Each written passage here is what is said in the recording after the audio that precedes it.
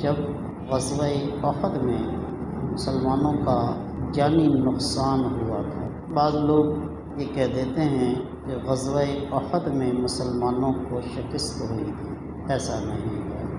شکست اسے کہتے ہیں کہ جب فوج کا سپہ سالار میدان چھوڑ کر بھاگ جائے۔ حضرت حمزہ احد میں شہید ہوئے، حضور علیہ الصلاۃ والسلام احد میں موجود رہے۔ کچھ صحابہ کفار کی اس افواہ پر صدمے سے نڈھال ہو کر انہوں نے افواہ پھیلائی کہ حضور علیہ الصلاۃ والسلام شہید ہو گئے۔ صحابہ صدمے سے نڈھال ہو گئے اور میدان چھوڑ کر پیچھے ہٹے۔ جب یہ اعلان ہوا کہ سید عالم صلی اللہ علیہ وسلم شہید نہیں ہوئے ہیں، آپ کا دندان مبارک اور رخسار زخمی ہوا ہے، تو وہ صحابہ جو صدمے سے نڈھال تھے دوبارہ ہوش میں آئے اور میدان میں آ کر لڑنے لگے۔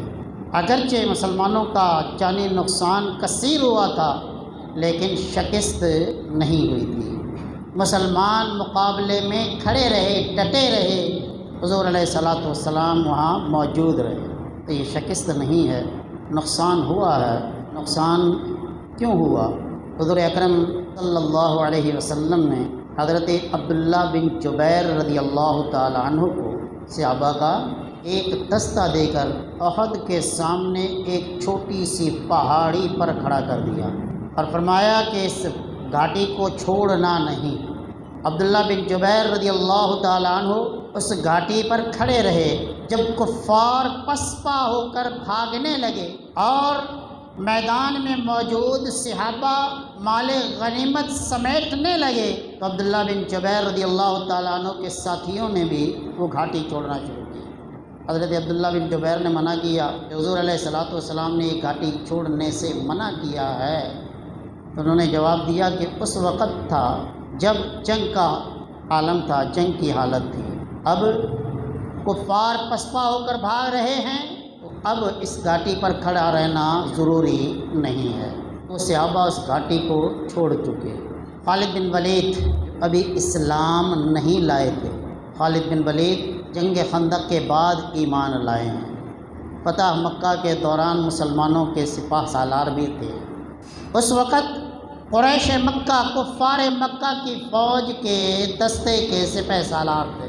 انہوں نے جو بھاگتے ہوئے دیکھا کہ گھاٹی خالی ہے، یہاں کوئی نہیں ہے، تو اس پہاڑی پر چڑھ گئے اور جو مسلمان میدان میں مال غنیمت سمیٹ رہے تھے ان پر تیروں کی برسات کر دی۔ اس طرح مسلمانوں کو نقصان ہوا۔ اب گھمسان کی لڑائی میں کفار نے یہ افواہ پھیلا دی کہ محمد صلی اللہ علیہ وسلم شہید ہو گئے، قتل کر دیے گئے ہیں۔ مسلمانوں کو اپنی جانوں سے زیادہ عزیز مصطفیٰ کریم کی ذات ہے۔ وہ صحابہ صدمے سے نڈھال ہو گئے اور میدان چھوڑ کر پیچھے ہٹ گئے صدمے کی حالت میں۔ جب وہاں اعلان ہوا کہ حضور علیہ الصلاۃ والسلام قتل نہیں ہوئے، شہید نہیں کیے گئے، موجود ہیں، تو صحابہ دوبارہ آئے، جاں بازی سے لڑتے رہے۔ جب مسلمان ڈٹ گئے تو کفار نے پھر اعلان کیا کہ ابھی ہم جا رہے ہیں، اگلے سال آئیں گے۔ حضور علیہ الصلاۃ والسلام نے اسے قبول فرمایا، اس چلے گئے۔ اس وقت فوج ان کا سردار کفار کا جناب ابو سفیان تھے، جو بھی ایمان نہیں لائے تھے۔ فتح مکہ کے موقع پر حضرت ابو سفیان ایمان لائے اور حضور علیہ الصلاۃ والسلام کے غلاموں میں شامل ہو گئے۔ حضرت ابو سفیان حضور علیہ الصلاۃ والسلام کی زوجہ محترمہ سیدہ ام حبیبہ رضی اللہ تعالیٰ عنہ کے والد ہیں۔ حدیبیہ کے موقع پر سن 6 ہجری میں کفار مکہ سے 10 سال کا معاہدہ ہوا تھا، لیکن کفار نے 2 سال بھی اس کو باقی نہ رکھا، اس کی پابندی نہ کی، تو حضور علیہ الصلاۃ والسلام نے اس معاہدے کو ختم کرنے کا اعلان کیا۔ ابو سفیان جو ابھی ایمان نہیں لائے تھے، کفار کی طرف سے مدینہ طیبہ آئے اور حضور علیہ الصلاۃ والسلام سے درخواست کی معاہدہ ختم نہ کرنے کی۔ حضور علیہ الصلاۃ والسلام نے ان کی بات نہ سنی اور معاہدہ ختم کرنے کا معاملہ باقی رکھا۔ جناب ابو سفیان حضرت علی کے پاس آئے کہ محمد سے کہو کہ یہ معاہدہ ختم نہ کرے، لیکن حضرت علی نے بھی اس کا انکار کر دیا اس بارے میں حضور علیہ الصلاۃ والسلام سے گفتگو کرنے کی۔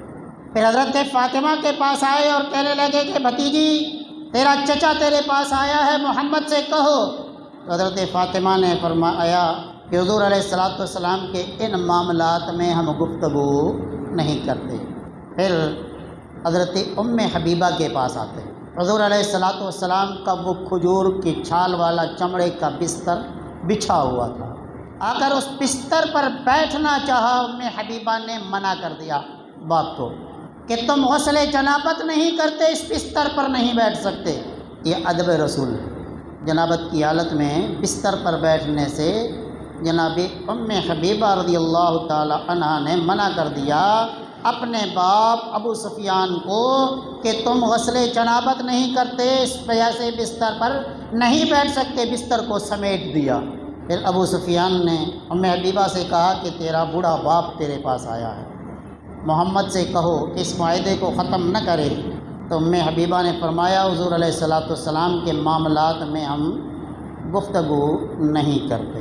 تو اس وقت احد میں جب یہ افواہ پھیلی کہ حضور علیہ الصلوۃ والسلام شہید کر دیے گئے، مسلمان غم سے نڈال ہوئے، میدان چھوڑ کر پیچھے ہٹے، لیکن صابر اور شاکر صحابہ اس وقت بھی ڈٹے رہے۔ حضرت علی فرماتے ہیں کہ قرآن نے جن کو صابر و شاکر کہا ہے ان میں ابو بکر ہیں کہ جو غزوہ احد میں میدان سے پیچھے نہیں ہٹے اور حضور علیہ الصلوۃ والسلام کے ہمراہ رہے۔